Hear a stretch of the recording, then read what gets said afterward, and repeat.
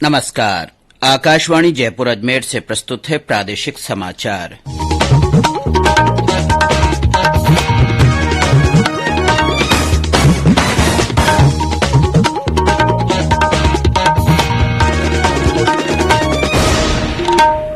मुख्य समाचार। जैसलमेर के विश्वविख्यात मरु महोत्सव का आज पोकरण से आगाज। 4 दिनों तक विभिन्न सांस्कृतिक कार्यक्रमों का आयोजन होगा। प्रदेश में कोरोना के सक्रिय मामलों की संख्या घटकर 23,404 हुई। 2,606 नए मामले सामने आए। आज विश्व रेडियो दिवस है। इस वर्ष की थीम है रेडियो और भरोसा। और उत्तर भारत से चल रही सर्द हवाओं के असर से प्रदेश में सर्दी का असर बरकरार।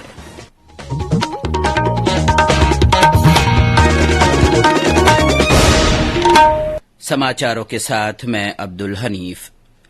कोरोना वायरस के नए स्वरूप ओमिक्रॉन को देखते हुए आपसे अपील है कि सतर्क रहें और पूर्ण टीकाकरण कराएं। 15 से 18 वर्ष के किशोरों और अन्य लोगों के टीकाकरण में भी मदद करें। सुरक्षित रहने के लिए कृपया 3 आसान उपायों का पालन अवश्य करें। मास्क लगाएं, 2 गज की सुरक्षित दूरी बनाए रखें, हाथ और चेहरा साफ रखें। कोविड से संबंधित किसी भी जानकारी और मार्गदर्शन के लिए राष्ट्रीय हेल्पलाइन नंबर 1075 पर संपर्क करें। और अब समाचार विस्तार से। जैसलमेर का विश्वविख्यात मरु महोत्सव आज से शुरू हुआ। आज पहले दिन पोकरण में कई कार्यक्रमों का आयोजन किया जाएगा। इस बार महोत्सव की थीम हौसलों की नई उड़ान है। इस दौरान पोकरण, जैसलमेर और सम में सांस्कृतिक कार्यक्रम पेश किए जाएंगे। 15 फरवरी को सीमा सुरक्षा बल की ओर से कैमल टैटू शो का आयोजन किया जाएगा। जैसलमेर से हमारे संवाददाता ने बताया कि 16 फरवरी तक चलने वाले इस महोत्सव में कैमल सफारी, ऊंट सौंदर्यीकरण शो और सांस्कृतिक कार्यक्रमों का आयोजन होगा।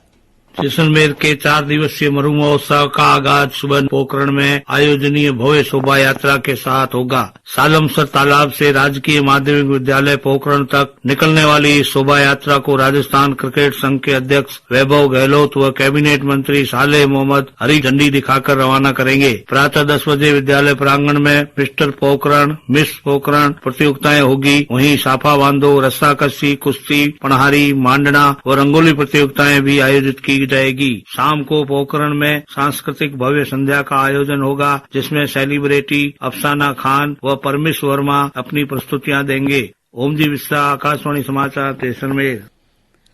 अल्पसंख्यक मामलात मंत्री शाले मोहम्मद ने कहा है कि प्रदेश सरकार गांवों और शहरों के समग्र विकास के लिए हर संभव प्रयास कर रही है। अल्पसंख्यक मामलात मंत्री ने कल जैसलमेर जिले में कई शिलान्यास और लोकार्पण कार्यक्रमों में भाग लिया। मंत्री शाले मोहम्मद ने कहा कि राज्य में हर क्षेत्र में विकास हुआ है। उन्होंने कहा कि पोकरण से शुरू हो रहे मरु महोत्सव से क्षेत्र में पर्यटन विकास को बल मिलेगा। प्रदेश के 32 जिलों में कल कोरोना संक्रमण के 2,606 नए मामले सामने आए। जालौर जिले में कोई नया संक्रमित नहीं मिला। सबसे ज्यादा 735 रोगी जयपुर जिले में मिले। इसके अलावा जोधपुर में 215, उदयपुर में 138, अजमेर में 123, नागौर में 115 और शेष 27 जिलों में 100 से कम मामले मिले। राज्य में कल 4,973 मरीज ठीक हुए। अब तक 12,30,746 रोग संक्रमण मुक्त हो चुके हैं। सक्रिय मामलों की संख्या घटकर 23,404 हो गई है। कल इस बीमारी से 8 लोगों की मृत्यु हुई। राष्ट्रव्यापी टीकाकरण अभियान के तहत देश में अब तक 172 करोड़ 75 लाख से अधिक कोविड टीके लगाए जा चुके हैं। वहीं प्रदेश में अब तक 9 करोड़ 66 लाख से अधिक कोविड टीके लगाए जा चुके हैं। राज्य में 11,25,000 से ज्यादा एहतियाती डोज लगाई जा चुकी है। वहीं 15 से 18 आयु वर्ग के किशोरों को 41,24,000 से अधिक टीके लगाए जा चुके हैं। ये समाचार आकाशवाणी जयपुर अजमेर से प्रसारित किए जा रहे हैं। इन समाचारों को आप हमारी वेबसाइट news.on.air.gov.in पर राजस्थानी में भी पढ़ सकते हैं। समाचारों के ऑडियो बुलेटिन भी वेबसाइट पर उपलब्ध हैं। वेबसाइट पर सोशल मीडिया अकाउंट के माध्यम से ताजा जानकारी प्राप्त कर सकते हैं। समाचार अभी और भी हैं, उससे पहले ये संदेश। चलो मिलकर एक शुरुआत करें, चलो एक फैसला आज करें, मास्क नहीं तो टोकेंगे, कोरोना को रोकेंगे, चलो एक इरादा करते हैं, चलो कुछ वादा करते हैं, मास्क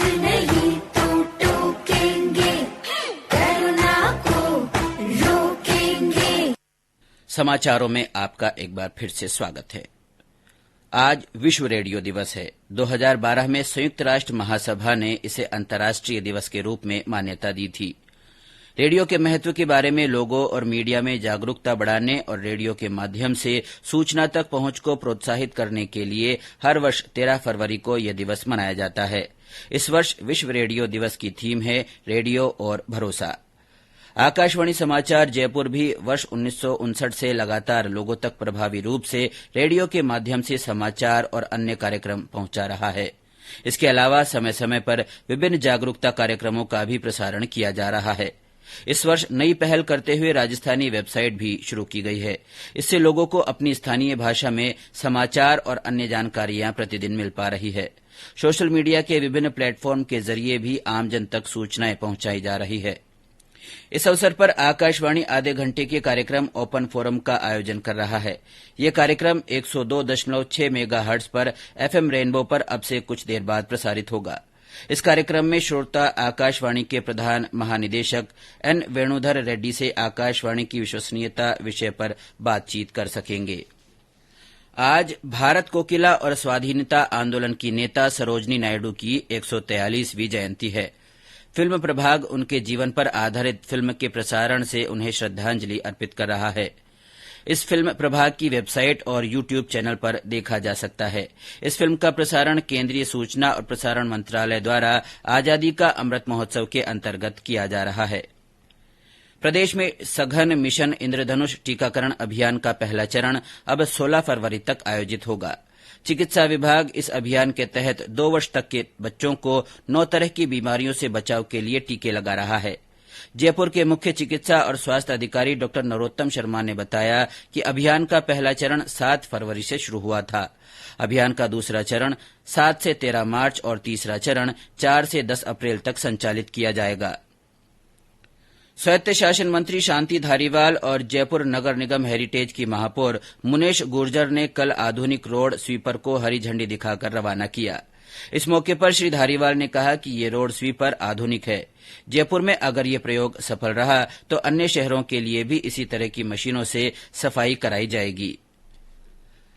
भरतपुर अलवर मार्ग पर डीग में कल देर शाम ट्रैक्टर ट्रॉली पलटने से 3 बालिकाओं की मृत्यु हो गई और 12 लोग गंभीर रूप से घायल हो गए। घायलों को उपचार के लिए सरकारी अस्पताल में भर्ती कराया गया है। ट्रैक्टर ट्रॉली में सवार सभी लोग डीग कस्बे में आयोजित एक कार्यक्रम में भाग लेकर अपने गांव गिर से लौट रहे थे। वहीं बीकानेर जिले के सेरूणा गांव के पास कल शाम एक कार और मिनी बस की टक्कर में दंपत्ति की मृत्यु हो गई। ये परिवार दिल्ली से बीकानेर आ रहा था। हादसे में 7 महीने की बच्ची घायल हो गई, जिसे पीबीएम अस्पताल में भर्ती कराया गया है।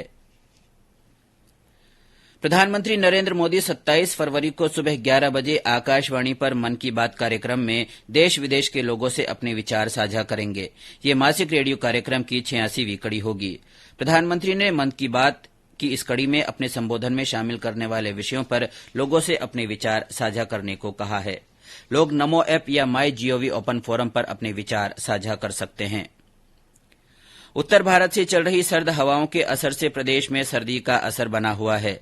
सवाई माधोपुर से हमारे संवाददाता ने बताया कि रात के तापमान में गिरावट होने से ठंड का असर बना हुआ है।